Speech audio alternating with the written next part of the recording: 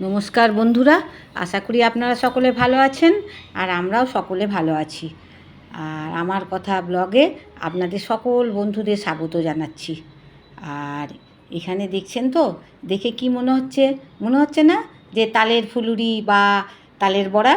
কিন্তু না, এগুলো কিন্তু তাল ফুলুরি, তালের বড়া কোনোটাই না। এগুলো হচ্ছে ছানার কোপ্তা বা ছানার ফুলুরি, যাই বলুন। তো আর এইগুলো কিন্তু আমি বাড়িতে বানাইনি, অবশ্যই মিষ্টির দোকান থেকে এগুলো কিনে নিয়ে আসা হয়েছে। তো আজকে আমি রান্না করব এই ছানার কোপ্তাগুলো দিয়ে, আলু দিয়ে ওই ছানার কোপ্তা কারি বা ছানার ডালনা যাই হোক, ওই একটা করব। তো এখানে দেখতেই পাচ্ছেন আমি কিন্তু আলুকে ডুমো ডুমো করে কেটে নিয়েছি, খুব বড় সাইজ আমি করিনি। আর এখানে কড়াইয়ে আমার তেলও দেওয়া হয়ে গেছে। আর তেলের মধ্যে দিয়েছি দেখুন তেজপাতা, গোটা গরম মশলা, তারপরে গোটা জিরে, আর দিয়েছি একটা শুকনো লঙ্কা।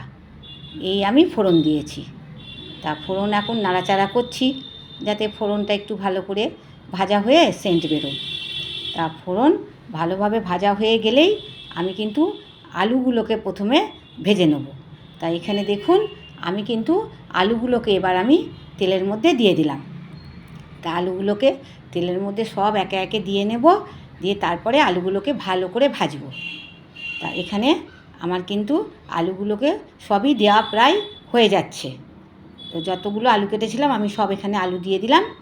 আর এইবার আমি ভালোভাবে আলুগুলোকে ওই মশলা তো এখনও দিইনি, ওই ফোড়নের মধ্যে দিয়ে ভালোভাবে আমি ভাজা ভাজা করব। আর আমি আলুগুলোকে আলু মানে একটু যাতে নুন ঢোকে তার জন্য একটু নুন দিয়ে দিলাম। আর এখানে অল্প করে হলুদও দিয়ে দিলাম। তা নুন আর হলুদ দিয়ে এখন আমি আলুগুলোকে ভালো করে ভাজবো। তো এখন তো আলু ভাজার পালা চলছে, তা দেখতেই পাচ্ছেন। এখন আমি ভালো করে আলুগুলোকে নেড়ে নেড়ে ভাজবো। একটু সময় নিয়েই এটা আমি রান্নাটা করেছি। তো ভালো করে আলুগুলোকে আমার যখন ভাজা হয়ে যাবে, দেখুন এখনও কিন্তু খুব ভালো ভাজা হয়নি। তো এবার আমার একটু বেশ লাল লাল রং ধরেছে আলুতে, বেশ বাদামি কালার দেখুন চলে এসেছে। তো এবার আমি আর একটু নাড়াচাড়া করে নিচ্ছি। তো এবার আর কিছু বেশি ভাজবো না, কেননা এবার আমি মশলাটা দেবো। তার এই মশলার মধ্যে আছে আদা বাটা, আর জিরে আর ধনে গুঁড়ো, আর আছে একটু লঙ্কার গুঁড়ো, এই আছে দেয়া। আর দুটো কাঁচা লঙ্কা দিয়েছি, আর একটু কাশ্মীরি লঙ্কার গুঁড়ো এই দেওয়া আছে। দিয়ে এইবার আমি আলু তো ভাজা হয়ে গেছে, এবার আমি মশলা সব দিয়ে দিলাম। তো মশলা সব আমি ঢেলে দিলাম, দিয়ে এইবার মশলাও কিন্তু খুব ভালোভাবে নাড়াচাড়া করব। মানে আলু আর কি মশলা দিয়ে কষাবো। তো এবার এ তো কষানোর পালা, বুঝতেই পারছেন। এখন আমি ভালোভাবে আলু আমি কষছি। তো ভালোভাবে আমার আলু কষা হয়ে গেলে এইবার আমি কিন্তু গরম জলও করেছি। এখানে আমি ঠান্ডা জল দেব না। তো আস্তে আস্তে আমি এবার একটু চিনিও দিয়ে দিলাম, দেখতেই পাচ্ছেন। একবারে চিনিটা দিয়েই আমি নাড়াচাড়া করব।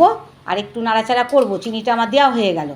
তো দিয়ে এইবার আমি আরেকটু বেশ কষা কষা যেই হয়ে যাচ্ছে, এবার আমি দিয়ে দেবো, দেখবেন গরম জল আমি করেছি, সেই গরম জল আমি দেব।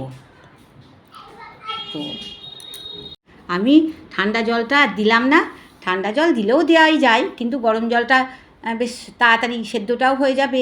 এমনি যা ভালোভাবে ভেজেছি আলু, আর দেখতেই পাচ্ছেন এখানে আমি জল তো দিয়ে দিলাম, আর জলটা একটু বেশিই দিলাম, কেননা সেদ্ধ তো হবে আলু। আর ওই কোপ্তা দেখতেই পাচ্ছেন আমি জল একটু বেশিই দিয়েছি। ঝোলটা আর কি একটু বেশিই দিতে হবে জল, কেননা কোপ্তা দেওয়ার পরে তো টেনে নেবে। তো দিয়ে একটু আমি ঢাকাটা দিয়ে দিলাম। তো এখানে আমার ঢাকা দেওয়া হয়েও গেছে, আর বেশ কিছুক্ষণ কিন্তু আমার এই আলু ঝোল ফুটেছে।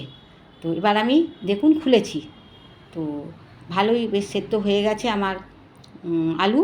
তো এইবার আমি আর একটু নাড়াচাড়া করছি, তা একটু নাড়াচাড়া করে নিচ্ছি। দিয়ে রান্না প্রায় আমার কিন্তু হয়েই গেল, আর বেশি কিছু নেই। এইবার আমি দিয়ে দিলাম একটু সামান্য গুঁড়ো গরম মশলা, আর একটু দিয়ে দেবো গাওয়া ঘি, এই আমি দেব।